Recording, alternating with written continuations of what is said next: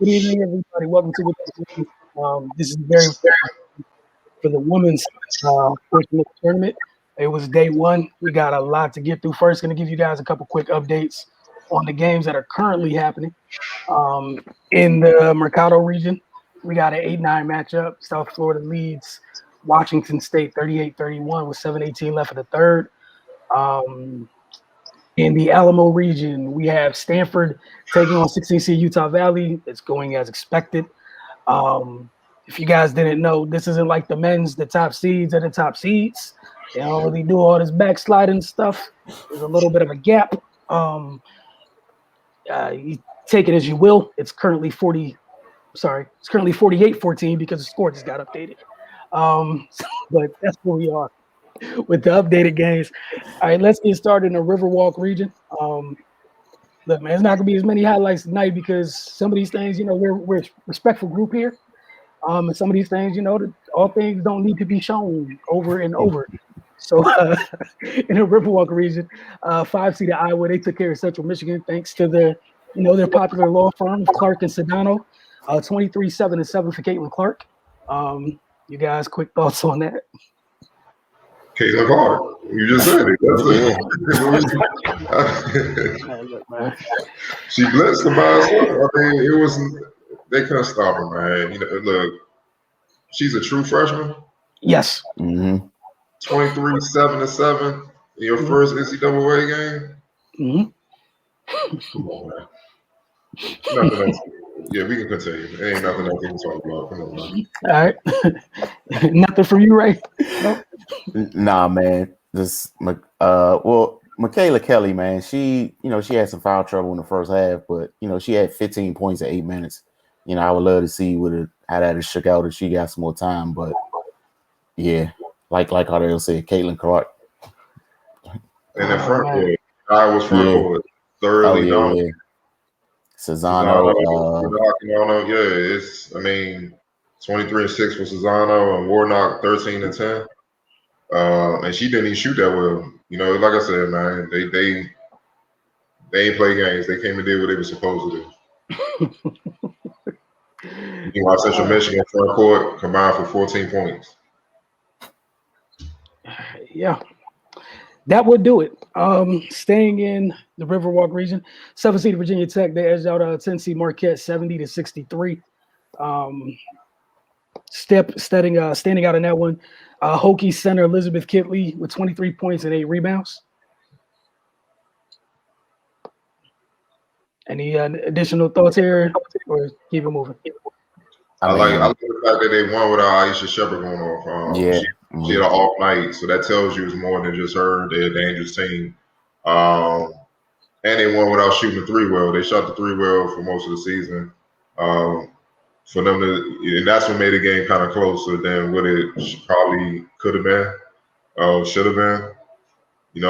Not shooting the three well and Aisha Shepard being off. I don't anticipate her being off. I know she's a senior experience. So that was good to know. That's good for them moving forward. If one of our stars struggle, we can still pull this out. So that's what I took from it. But yeah, it's the reason why they were the highest seed. They couldn't do nothing with Kitley at all. Right. Yeah, man. It was that was nice recognition from Tech. To realize that the three wasn't going and they had the advantage with Kitley down low. So they just fed her and let her do what she does, man. And when you got that luxury of having a solid fallback option like that, that's how you get far in this tournament. When one thing is not working for you, you can go to something else with confidence. So and that's what got the game for them. They didn't overcomplicate it. They saw what was happening down there, and they let that situation play out. You muted, dog. You're mute. I was saying I'm gonna stop doing this eventually, but Ryan Howard let 4-seeded Kentucky pass 13-seeded Idaho State, 71-63. Idaho State got out to a fast start, but look, you got one of the handful of best players in the country. She's in that group. At some point, that's an advantage. Ryan Howard did Ryan Howard things. Literally filled up the stat sheet. And they used the second and third quarter to kind of create their separation on route to victory. Yeah, man, those two middle quarters just did them in. Kentucky, they were just too big. Out rebounded them 45, 34, 16 offensive rebounds. As the lesser talented team, you can't, be dominated like that in that area and keep giving them extra chances and expect to win.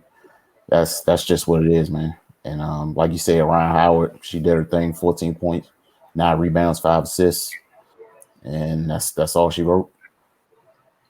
Honestly, I don't think Kentucky played well at all. They used their talent and athleticism and size to just overwhelm Idaho State.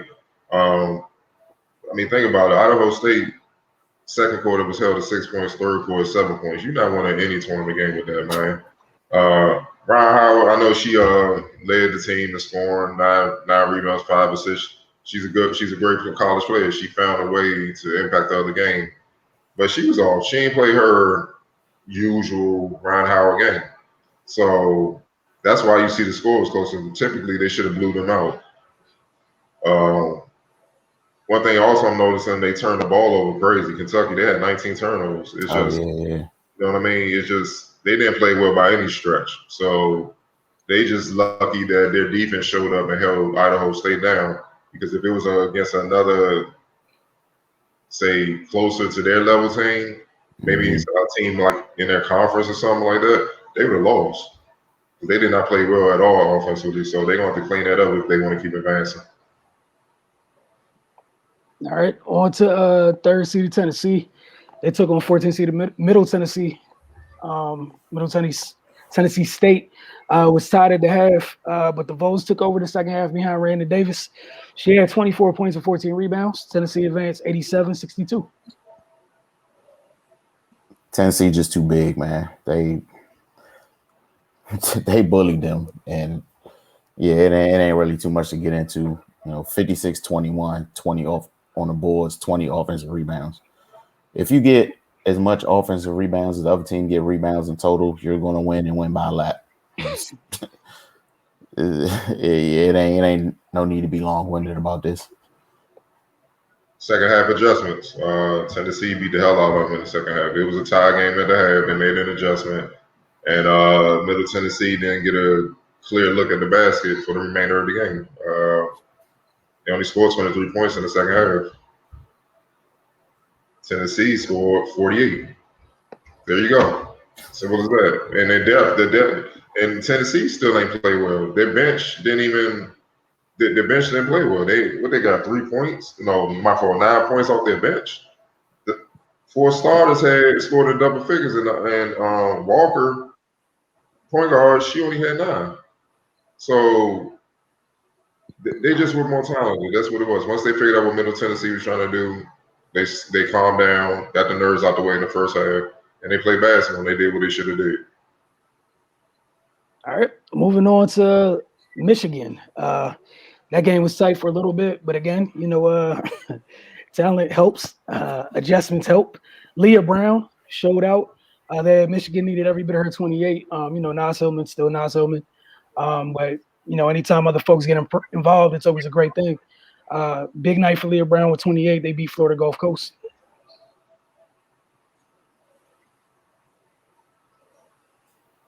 Nothing. All right, we're moving on. Not too much. Leah okay. Brown, man. It is what it is. It ain't. I'm gonna give it a couple seconds. If the screen stay the same, I'm gonna keep moving. I see no movement. We're moving. All right. So I'm gonna tell you right now. This one we not going. I already know I'm going to the next one. Number 2 seed Baylor. They did what Baylor does. All right. They were the first team to hit triple digits in this year's tournament.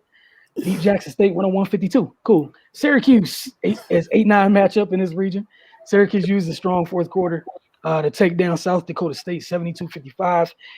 Emily Engsler with the double-double, 18 points, 12 rebounds.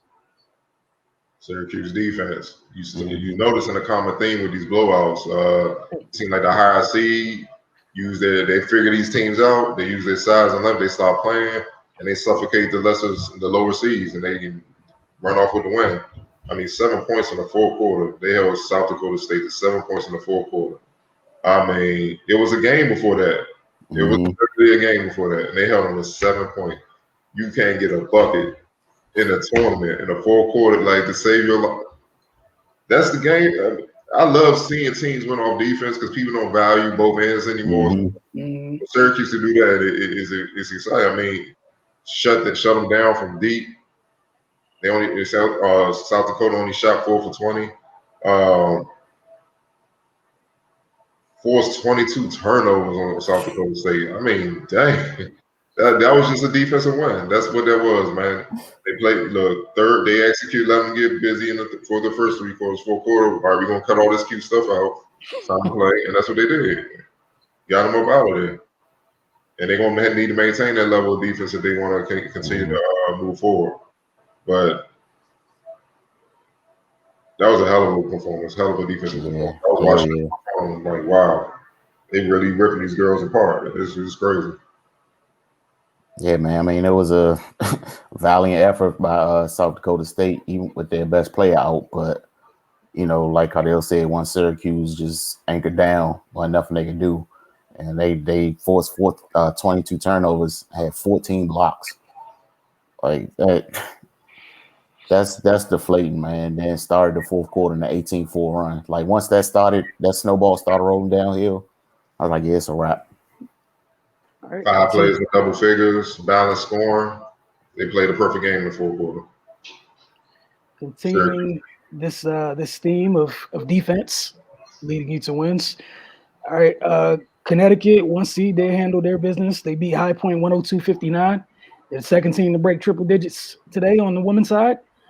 Again, we told you guys a couple nights ago it will get disrespectful with some of the higher seeds, the 116 seeds. And on the women's side, like Cardell said, it's top heavy. Things don't get too interesting. Those top teams, they show up, they handle their business, and they move on. All right, now we're going to move over to the Alamo region. It's throwing me with all these different names they got. Then with the men's, it's just Midwest, and it's throwing me. All right, AFC to Oklahoma State, 8-9 matchup against Wake Forest. They won 84-61. Big game from Natasha Mack, 27-15 boards. Second quarter and the fourth quarter, they had 2 big runs. That's the game. Man, that's on to the Mercado region. NC State playing the 16 seed in North Carolina A&T. Aggies, it was close for a little bit, but NC State, they woke up and the second half began, and 79-58 win for the 1 seed in the Mercado region. Good job, good effort. All right, Hemisphere region. Here we go. 5th seeded Georgia Tech. They went down 17 to 12 seeded Stephen F. Austin. They forced overtime, Georgia Tech did. And then they had the lead. They were up by 2. And literally in the closing seconds, the Lady Jack, Stephen F. Austin, still had an opportunity to tie it. But the freshman big, she just couldn't get the shot to fall in time. And, the Yellow Jackets survive in advance. Offensively, they set basketball back a few decades, but hey, y'all are so rude. Nah. I watched a little bit of the game on my phone. You could tell they were nervous because they took turns.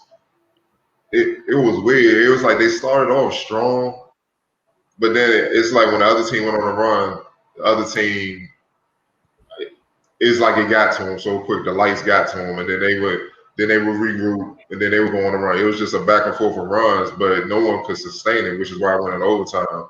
And then it was just a matter of who would make the mistake first. And like you just said, homegirl missed a shot. I wouldn't even say they got beat. The other team just survived. You know what I'm saying? I mean, Georgia Tech survived because they not beating nobody else past this game. If they play like this again, it's a wrap. They going home. So they got a lot to clean up, man. Like look, Stephen F. Austin. Well, first Georgia Tech, they had 10 points in the first and then 7 in the second. That's nerves. But then Stephen F. Austin, 5 in the third, 9 in the fourth. Like, what's going on here? There was no consistency offensively either way for either team. So They got lucky. Let's call it what it is. But hey, they pulled out the win. You survive in advance, baby. That's the name of the game. Facts. That was literally the epitome of survive in advance. All right, on to a team who did a little bit more than survive.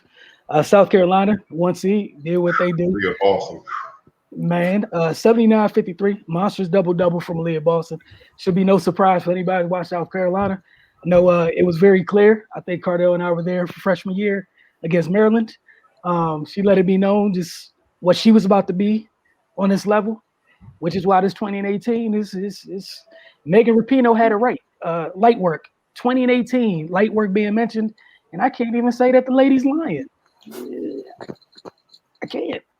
Look, man, this was a Ann Wolf knockout performance. If y'all watch boxing, y'all should know who Ann Wolf is. I'm gonna leave it at that. But they dominated every facet. I mean, Aaliyah Boston did. To me, she could have played better.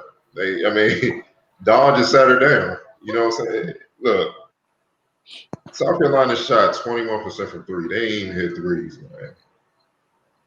They out rebounded them 52-27. Like, you can't even get the ball to score, dog. It's just, oh man! And South Carolina had 17 turnovers, so they, in some ways, they beat themselves in a couple areas and still beat y'all by down near 30. They just on another level. It is what it is. We knew what that was going to be as soon as it. Unless somebody, the only way Mercer, with all due respect, the only way Mercer could have won this game if a couple players got hurt and couldn't come back. That's it. And even then, it would have been a dogfight. South Carolina has WNBA talent. It's as simple as that. So, talent overwhelms you. It is what it is. Right? No. Yeah, I mean, they had 21 points in the second half. It's self-explanatory. All right. Another 8-9 matchup again. This is in the Hemisphere region. Oregon State took down Florida State 83-59. Aaliyah Goodman, she had 24-5-5 to lead her team to the next round. Then last but not least, we got West Virginia. They took on 13 seeded Lehigh, and they did what they were supposed to do. 77-53.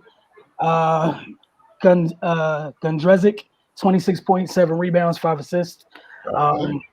Yeah.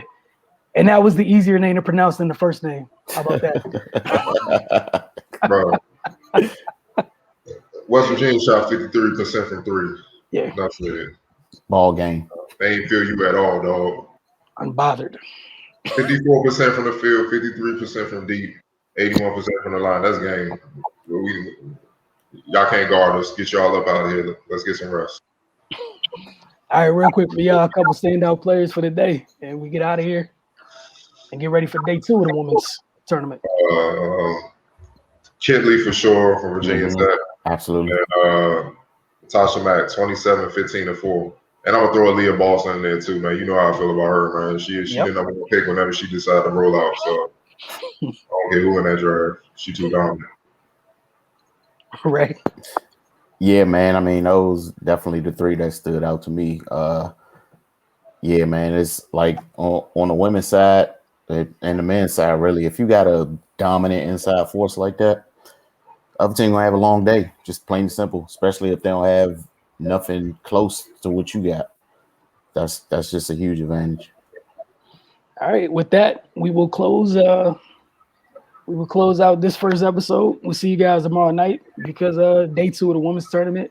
Maryland plays Mount St. Mary's tomorrow, so definitely be looking forward to that. And I'll be having a couple things for you guys in terms of some notes from the post game for that tomorrow night. But you guys have a great night. We'll see you tomorrow night we should have men's and women's within the madness yet again. If you're still hanging with us tonight, we're not done. Got one more left. Got within the madness for the men's edition. See you guys in a little bit.